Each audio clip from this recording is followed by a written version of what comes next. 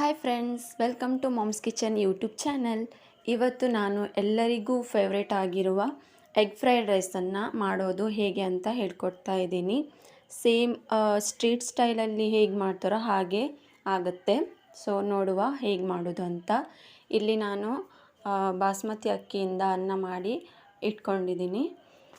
ನಂತರ ಇಲ್ಲಿ ಎಲೆಕೋಸು ತಗೊಂಡಿದ್ದೀನಿ, ಸ್ವಲ್ಪ ಕ್ಯಾರೆಟ್ ಕೂಡ ಕಟ್ ಮಾಡಿ ಇಟ್ಕೊಂಡಿದ್ದೀನಿ, ಬೀನ್ಸ್ ತಗೊಂಡಿದ್ದೀನಿ ಮತ್ತು ಈರುಳ್ಳಿನ ಈ ಥರ ಕಟ್ ಮಾಡಿ ಇಟ್ಕೊಂಡಿದ್ದೀನಿ, ಸ್ವಲ್ಪ ಕೊತ್ತಂಬರಿ ಸೊಪ್ಪು.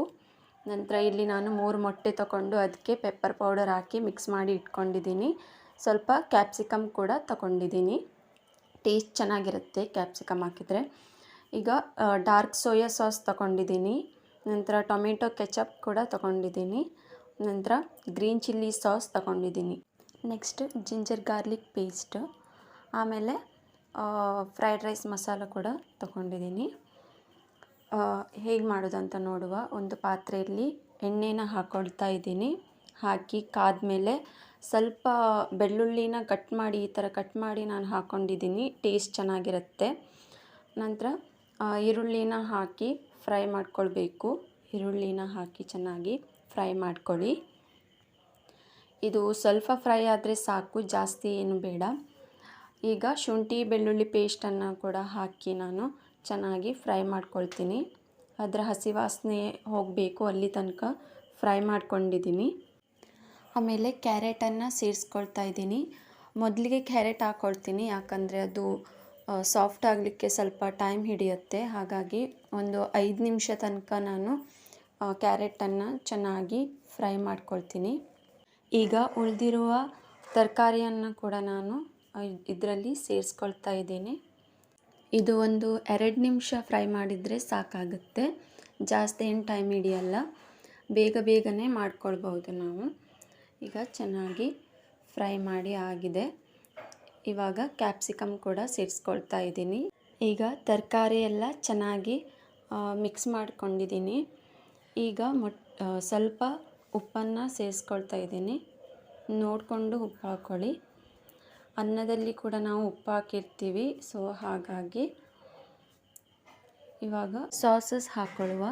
ಗ್ರೀನ್ ಚಿಲ್ಲಿ ಸಾಸ್ ಹಾಕಿದ್ದೀನಿ, ಟೊಮೆಟೊ ಕೆಚಪ್ ಕೂಡ ಹಾಕ್ಕೊಂಡಿದ್ದೀನಿ.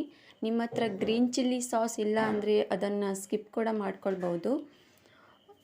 ಮತ್ತು ಇಲ್ಲಿ ಡಾರ್ಕ್ ಸೋಯಾ ಸಾಸನ್ನು ಹಾಕಿದ್ದೀನಿ. ನಿಮ್ಮ ಹತ್ರ ಸಾಸಸ್ ಇಲ್ಲದೇ ಇದ್ದರೂ ಕೂಡ ನಡೆಯುತ್ತೆ. ನೀವು ರೆಡ್ ಚಿಲ್ಲಿ ಪೌಡರ್ ಮತ್ತು ಗರಂ ಮಸಾಲ ಪೌಡರ್ ಎರಡನ್ನೂ ಹಾಕಿದರೆ ಒಳ್ಳೆ ಟೇಸ್ಟ್ ಕೊಡುತ್ತೆ. ನಾನಿಲ್ಲಿ ಸ್ಟ್ರೀಟ್ ಸ್ಟೈಲಲ್ಲಿ ಮಾಡೋ ಥರ ಮಾಡ್ತಾಯಿದ್ದೀನಿ. ನಂತರ ಎಗ್ ರೈಸ್ ಮಸಾಲ ಕೂಡ ಹಾಕಿ ನಾನು ಸೇರಿಸ್ಕೊಂಡಿದ್ದೀನಿ. ಚೆನ್ನಾಗಿ ಮಿಕ್ಸ್ ಮಾಡ್ಕೊಳ್ಳಿ. ಮಿಕ್ಸ್ ಮಾಡಿದ ಮೇಲೆ ಇವಾಗ ನಾನು ಮೊಟ್ಟೆನ ಹಾಕ್ಕೊಳ್ತಾ ಇದ್ದೀನಿ. ಈಗ ಮೊಟ್ಟೆನ ಹಾಕ್ಕೊಳ್ಳೋಕ್ಕೆ ಸ್ವಲ್ಪ ಸ್ಪೇಸ್ ಬೇಕಾಗುತ್ತೆ. ಈ ಥರ ಮಾಡಿದ್ದೀನಿ, ಮಧ್ಯದಲ್ಲಿ ಹಾಕ್ಕೊಳ್ತೀನಿ ನಾನು. 3 ಮೊಟ್ಟೆನ ತಗೊಂಡು ಅದರಲ್ಲಿ ಪೆಪ್ಪರ್ ಪೌಡರನ್ನು ಸೇರಿಸ್ಬಿಟ್ಟು ಸ್ವಲ್ಪ ಉಪ್ಪು ಕೂಡ ಹಾಕಿ ಸೇರಿಸ್ಕೊಂಡಿದ್ದೀನಿ. ನೋಡಿ, ಈ ಥರ ಮಿಕ್ಸ್ ಮಾಡ್ಕೊಳ್ಳಿ.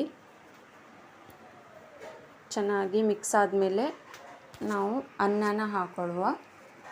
ಅನ್ನನ ಹಾಕಿ ಹೈ ಫ್ಲೇಮಲ್ಲಿಟ್ಟು ಚೆನ್ನಾಗಿ ಒಂದು 2ರಿಂದ 3 ನಿಮಿಷ ಈ ಥರ ಫ್ರೈ ಮಾಡಿದರೆ ಸಾಕಾಗತ್ತೆ. ಇದು ತುಂಬ ಸುಲಭವಾದ ರೆಸಿಪಿ, ಬೇಗನೆ ಮಾಡ್ಕೊಳ್ಬೋದು. ಸೇಮ್ ರೋಡ್ ಸೈಡಲ್ಲಿ ಮಾಡೋ ಥರ ಇರುತ್ತೆ ಟೇಸ್ಟ್. ಈಗ ಕೊತ್ತಂಬರಿ ಸೊಪ್ಪು ಕೂಡ ಹಾಕ್ಕೊಂಡು ನಾನು ಚೆನ್ನಾಗಿ ಒಂದು 2 ನಿಮಿಷ ಫ್ರೈ ಮಾಡ್ಕೊಳ್ತೀನಿ. ನೀವು ಕೂಡ ಮನೆಯಲ್ಲಿ ಟ್ರೈ ಮಾಡಿ ನೋಡಿ ಫ್ರೆಂಡ್ಸ್, ಹೇಗಿದೆ ಅಂತ ನನಗೆ ತಿಳಿಸಿ.